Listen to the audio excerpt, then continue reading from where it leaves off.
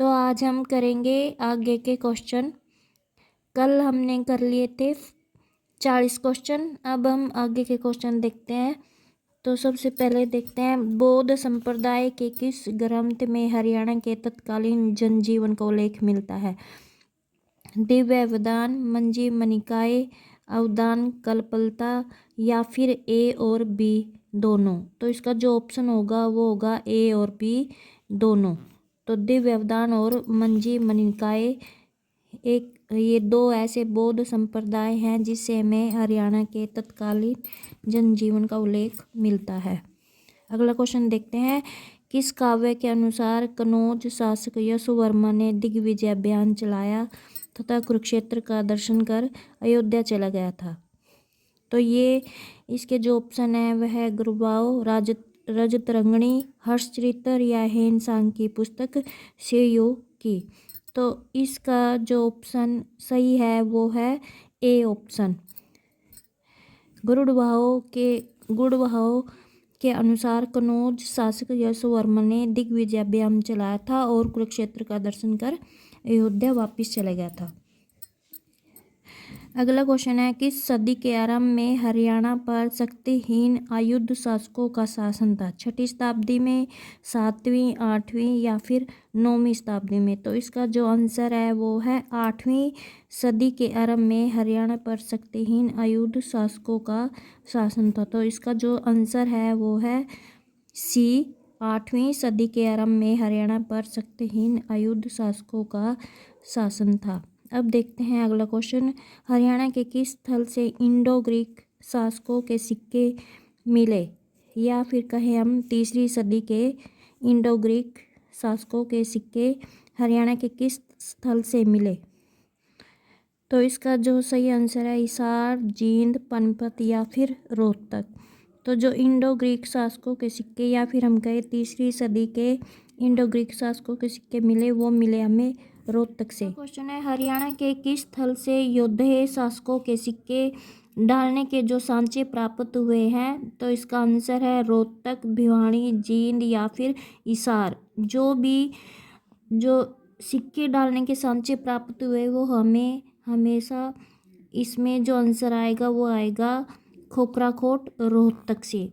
जब भी कभी क्वेश्चन में सांचे मतलब सिक्के डालने के सांचे होंगे वो हमेशा उसका जो आंसर होगा वो होगा रोहतक। रोहतक से हमने सिक्के डालने के सांचे प्राप्त हुए थे। शरफाबाद को वर्तमान में किस नाम से जानते हैं? तो शरफाबाद को वर्तमान में बहादुरगढ़ के नाम से जानते हैं। तो इसका जो आंसर है वो है सी, बहादुरगढ़। तोमर शासन काल की जानकारी किस ग्रंथ से प्राप्त होती है? यशस्ती, तिलक चंपू, रजतरंगिणी या हर्षचरित्र या कथा कोश? तो तोमर शासकों की जो जानकारी प्राप्त हुई है वो हुई है यशस्ती तिलक चंपू से। तो इसका जो आंसर है वो है ए ऑप्शन। निम्न में से कौन सा नाम हरियाणा का नहीं है? तो ब्रह्मशिव, ब्रह्मावर्त, ब्रह्मर्षि या ब्रह्मा की उत्तरवेदी? तो इसका जो आंसर है जो हमारे हरियाणा का नाम नहीं था वो था ए, ब्रह्मशिव। ब्रह्मवर्त, ब्रह्मर्षि और ब्रह्मा की उत्तरवेदी ये सभी हरियाणा के नाम है। तो इसका ऑप्शन है ए।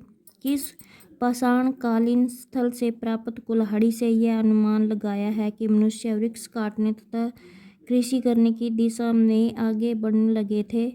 धामली, फिरोजपुर, जीरका, सुकेतली या फिर कोटला?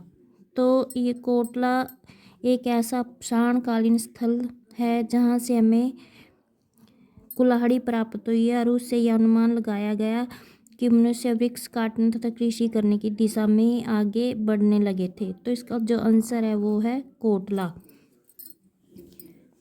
अगला क्वेश्चन है, दक्षिण पश्चिम हरियाणा के भादनाकों के बारे कहाँ से जानकारी प्राप्त होती है? खलीमपुर शिलालेख से या विविध तीर्थ स्रोत से या काव्य मीमांसा से या फिर ये सभी? तो इसका जो आंसर आएगा वो आएगा सभी। खलीमपुर शिलालेख से भी, काव्य मीमांसा या विविध तीर्थ स्रोत, इन सभी से हमें दक्षिण पश्चिम हरियाणा में भादनाकों के बारे में जानकारी प्राप्त होती है। अगला क्वेश्चन है, बहनाकों ने किसके सामंत बनकर अहिरवाल क्षेत्र पर अधिकार कर स्वतंत्र सत्ता बना ली थी? चौहान, प्रतिहार, तोमर या फिर ये सभी? तो इसका जो आंसर है वो है प्रतिहार। प्रतिहार, बहनाकों ने प्रतिहार सामंत बनकर अहिरवाल क्षेत्र पर अधिकार कर स्वतंत्र सत्ता बना ली थी। इतिहासवेताओं की नज़र में हरियाणा को इस नाम से जाना जाता है क्योंकि महाभारत उत्तरकाल में यहाँ रहते थे। अभिरायण, हरियाणवी, आर्या या फिर इनमें से कोई नहीं? तो इसका जो आंसर है वो है इनमें से कोई नहीं। आज हमारे इस चैप्टर के ये एक चैप्टर हमारा पूरा हो जाता है और इसके क्वेश्चन यहाँ पे ख़त्म हो जाते हैं। और इसके अलावा अब हम ये भी देख लेते हैं कि हमें सिक्के कहाँ कहाँ से प्राप्त हुए थे।